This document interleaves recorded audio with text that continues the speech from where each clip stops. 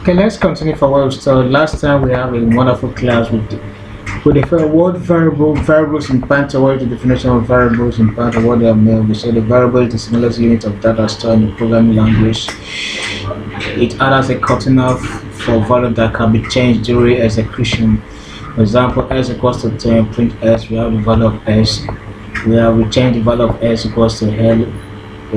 We say that let s also equals to hell. When we put s, give us what we have hell. So that means variables in Python, they are dynamic, they are not static, they can be changed, so on and so forth.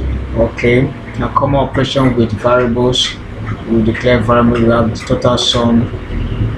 If a equals to 15, b equals to 3, total sum, we put the total, give us 18. We are assigning variables, we assign different value to different, we can reassign values, different values to variables. For example, the first we have in this point, we have s equals to 5. When we print s, give us the result. When we change s equals to welcome to class, when we print s, the answer gave us welcome to class. The multiple assignment. For example, now we have a, b, and c equals 1, 2, and a string who says goodbye. When we put a, comma b, comma a, comma b, comma c, you have 1, 2, goodbye, as the case may be. Now we're talking about assigning the same value to multiple variables. For example, now we have s equals to y, y equals to z, z equals to 100. When we print s, comma y, comma z, we have 100, 100 only, because s, y, and z have the same value. Instead of writing it different, s equals to y, the second line, s equals to 100, y equals to 100, we can put s equals to y, y equals to z, z equals to 100. Once you put it, you have your value 100, 100, 100. Now we'll talk about the data type in Python. We have 4 main data type in Python. We are talking about the first one, we use y equals to John. We print the data type of this statement, y equals to John. The class is string. Why? Because it's a sentence, and we always introduce string with a quote. It's a conventional pattern that you must follow if you want to write a string. We have z equals to 189. Print type of z is said integer, because the whole number, either positive or negative. These are what we call integer class in data type in Python. We have s is s. Okay, we have is underscore worker equals to 2. The print type of is underscore class boolean data type that have true or false attributes. Okay, c equals to 2.45. print the data type. We have float. Floats are names of data type with decimal points in Python. So we continue with real life basic operation. Then we come down to write the sentence, mark down, we send the set to mark down, or hash. We have examples of variables.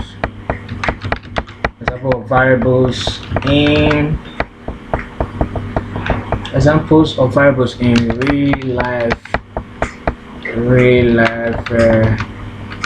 application. Let's continue. Shift enter. Okay, for example, we have num1 equals to 56. We define that number. Num2 equals to 10. Okay, then we print num1 should plus num2. So we know that the answer 56 plus 10 will give us 66. Pattern will exactly give us what we have. We will print num1 plus num2, common operation with addition, shift enter. We see that the answer is 66, as the case may be. Now we also want to print, okay, what about subtraction? The same thing. That's okay. Let's print num1 subtract num2. 10 minus 56. The answer will give us 46, as the case may be. 46, that is the answer. The next we want to do now, let's say multiplication. Print num1. We use asterisk as the sign of multiplication in Python num 2. So that's what we have in Python num 1 num 2. Give 560 as the case may be. So let's do division. Common division, we have print. Okay. Number 1. Slash is used as a symbol for division in Python. Num 2 means, okay, 56 divided by 10, the answer will be 5.6 as the case may be. Print, we have 5.6 as the case may be. These are the basic operation. We like operation, common basic mathematical arithmetic operation.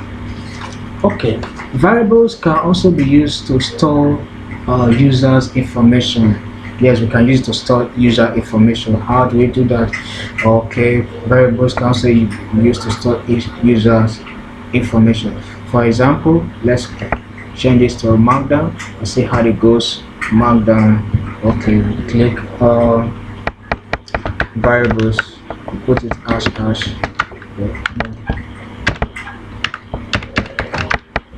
Variables.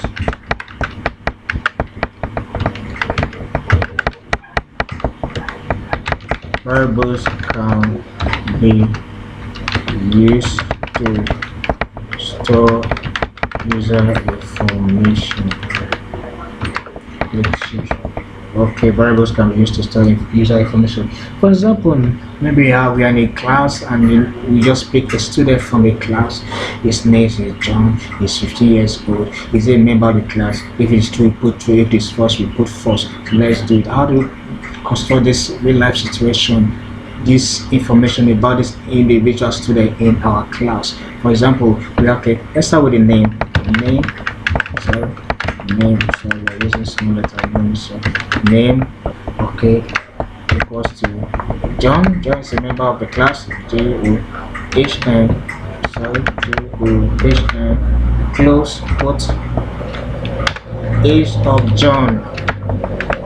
Let's say John is 16 years.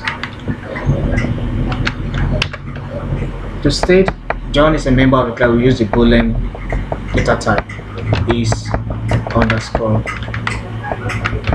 member. Is it true? Yes. Oh yes, it's true. It's a member of the class. Okay. I want to print all these things, all this information in one sentence. What do? We use the F string to combine all these variables with the assigned value. How do we do? We click on print brackets. Okay. Introducing the F string, use small letter, then double quote. Everything you put inside should be on this inside. Everything you want to add the name, the age, and is underscore member inside this F string so that I can print it on a straight line instead of printing names. John is 16, is a member. True. We want to make a sentence and make it on a straight line, so we use the F string. And the F string, we have the name, then there's a name there, name. Okay, we use curly brackets if you are using this F string. If I use the F string to combine variables together, we have name, we close it. Okay, then the next one we have comma. We also use age, semicolon. Is that age there? Yeah, we have age. Okay, use curly square, the curly bracket, age, you close it, the comma. Now it's a member. Wow, active member of the class. Active member of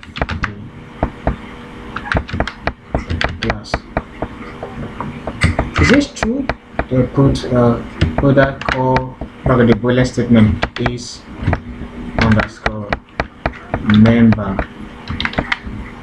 Okay, so when you run this, Python will print every statement in this page. Will print name of student is age, the name of student John, age of student. Okay, let's just put it in a sentence so that it will look nice. Name of student. Okay. Age of